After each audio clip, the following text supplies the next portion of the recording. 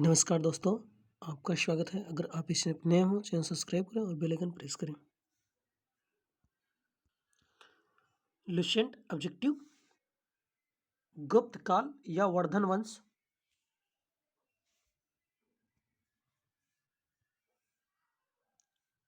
First question, Thaneshwar में वर्धन वंश या पुष्यभूति वंश की स्थापना किसने की? पुष्यभूति वर्धन। थानेश्वर में वर्धन वंश या पुष्यभूति वंश का स्थापना किसने किया? पुष्यभूति वर्धन। राजधानी, वर्धन का राजधानी कहाँ था? थानेश्वर। वर्धन का राजधानी थानेश्वर। मौखरी का राजधानी कनौज। मौखरी का राजधानी कनौज। वटाकक का राजधानी पुरिका।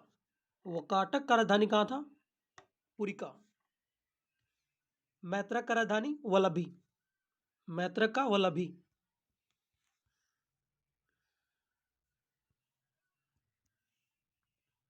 राजवंश और संस्थापक, वर्धन वंश का संस्थापक कौन था? पुष्यभूति वर्धन।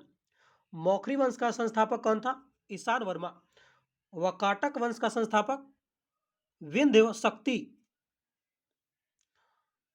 मैत्रक वंश का संस्थापक भट्टार्क। कंदम राज की स्थापना मयूर शर्मन ने की थी। उसने अपनी राजधानी कहाँ बनाई? वैजयंती या वनवासी को।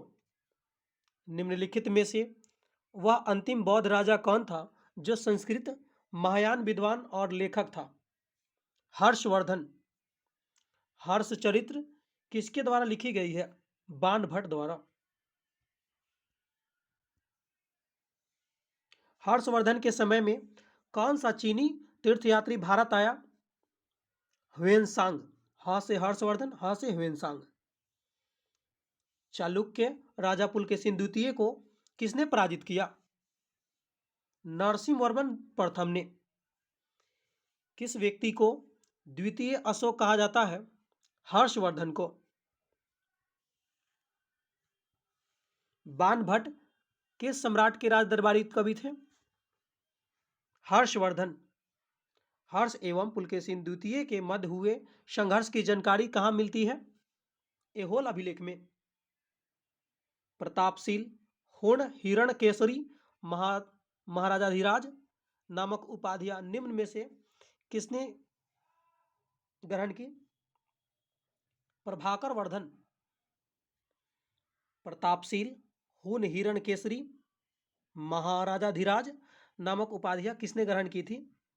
प्रभाकर वर्धन ने। सम्राट हर्ष ने अपनी राजधानी थानेश्वर से कहां हस्तांतरित की?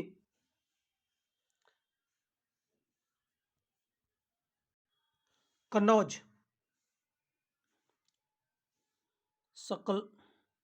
सकलोतरा पथनाथ किसे कहा जा गया? हर्षवर्धन को। ह्वेनसांग ने किसे शिलादित्य कहा? हर्षवर्धन। गुप्त वंश के ह्रास के पश्चात उत्तर भारत में बड़े भाग का पुनर्गठन किया हर्षवर्धन ने। बंगाल का कौन सा शासक हर्ष का समकालीन था? शशांक। थोड़ा बुला रहे हैं। चालुक्य शासक पुलकेशिन द्वितीय ने किस नदी के किनारे हर्षवर्धन को पराजित किया? नर्मदा नदी के तट पर। हर्ष के शासनकाल में उत्तर भारत का सबसे महत्वपूर्ण शहर कौन था? कनौज था। हर्ष का जीवनी किसने लिखा? बाणभट्ट ने।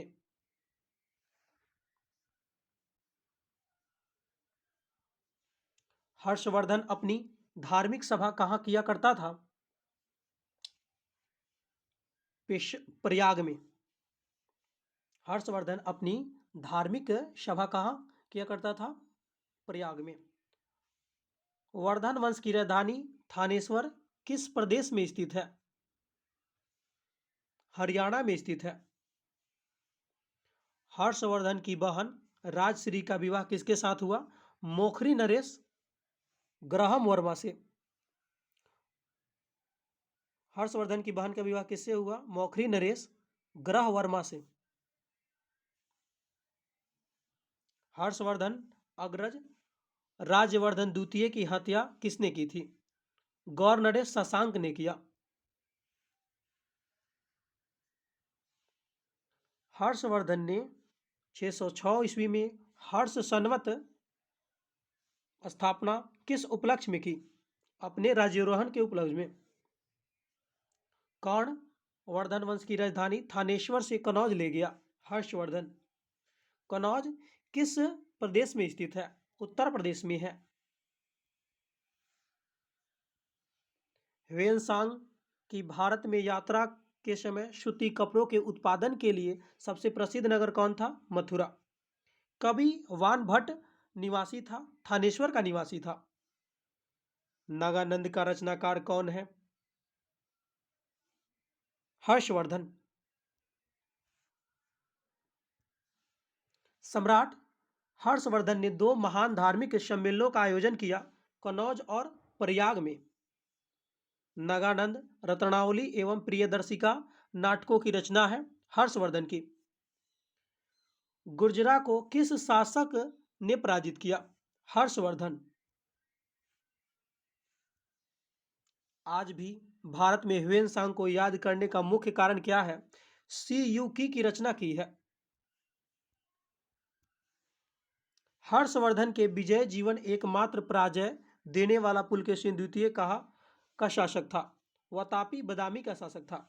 हर्षवर्धन को विजय जीवन के एकमात्र पराजय देने वाला पुलकेशिन द्वितीय कहाँ का शासक था? वातापी या बदामी का। हर्षवर्धन ने अपनी पुत्री का विवाह वल्लभी नरेश से किया, जो कि उसकी एक बड़ी कूटनीतिक उपलब्धि थी। वल्लभी नरेश का नाम क्या था? ध्रुव सेन द्वितीय। 641 ईस्वी में किसने चीन के राजा ताई त्सुंग के पास एक राजदूत भेजा? हर्षवर्धन ने भेजा। हर्षवर्धन के भारतीय मिशन के जवाब में चीनी सम्राट ताइशुंग के 3 मिशन हर्षवर्धन के दरबार में भेजे, जिसमें एक मिशन हर्षवर्धन के मरणोपरांत तक पहुंचा।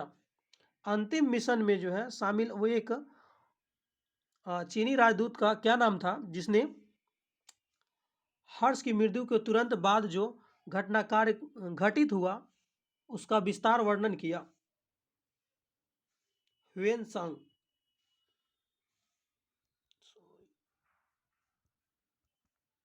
सॉरी, वांग हवेन त्से।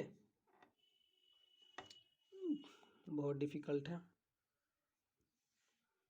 एक चीनी यात्री को वर्तमान शाक्य मुनि एवं यात्रियों का राजकुमार कहा जाता है, ह्वेनसांग को। ह्वेनसांग भारत में लगभग कितने वर्षों तक रहा? 14 साल। ह्वेनसांग के समणार्थ एवं महायान धर्म के प्रचारार्थ हर्षवर्धन ने कहाँ महासभा आयोजन 643 ईस्वी में करवाया? कनौज में। कुंभ मेला को प्रारंभ करने का श्रेय किसे दिया जाता है? हर्षवर्धन को। नर्मदा नदी पर सम्राट हर्ष दक्षिणावर्ती अग्रगमन को रोका? पुलकेशिन द्वितीय ने। नर्मदा नदी पर सम्राट हर्ष के दक्षिणावर्ती अग्रगमन को किसने रोका? पुलकेशिन द्वितीय ने। निम्नलिखित में किसने नालंदा विश्वविद्यालय को 100 ग्रामों का आय दान स्वरूप दिया? हर्षवर्धन।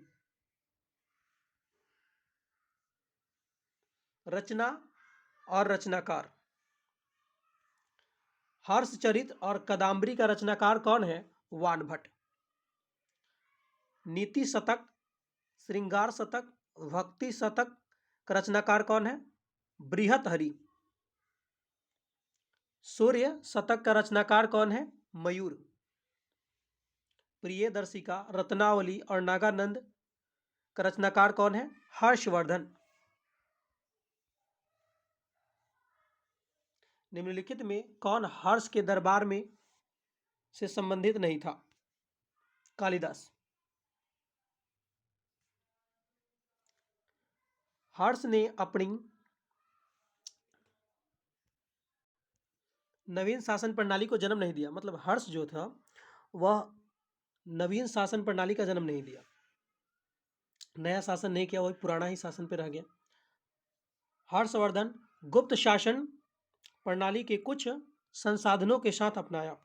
दोनों सही है और एक की सही व्याख्या कर रहा है। सुमेलित है उपयुक्त सभी। अवंती हर्षवर्धन का प्रधानमंत्री। सिंहनाद महासेनापति था। कुंतल सेनापति, अश्व सेनापति था कुंतल हर्षवर्धन का। कथन, भारत के लोग गरम मिजाज के हैं, उन्हें जल्दी गुस्सा आता है, तुरंत ईमानदार होते हैं, परंतु ईमानदार होते हैं, सॉरी। भारतीय स्वच्छता प्रेमी हर्षवर्धन, मतलब ये किसका कथन था? भारत के लोग गर्म मिजाज के होते हैं और जल्दी गुस्सा आता है, परंतु ईमानदार होते हैं। भारतीय स्वच्छता प्रेमी है, ह्वेनसांग ने कहा। अग्रहार का अर्थ क्या होता है? ब्राह्मणों को दिया जाने वाला कर मुक्त भूमि अनुदान।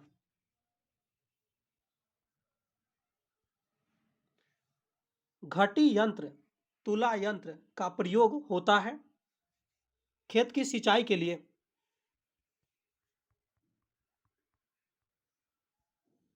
दक्षिण भारत के संदर्भ में एरीपट्टी का अर्थ था जलाशय की भूमि। हर्ष के काल में भू राजस्व का दर कितना था? 1/6 से 1/10। मौखरी शासक की राजधानी कहाँ थी? कनौज।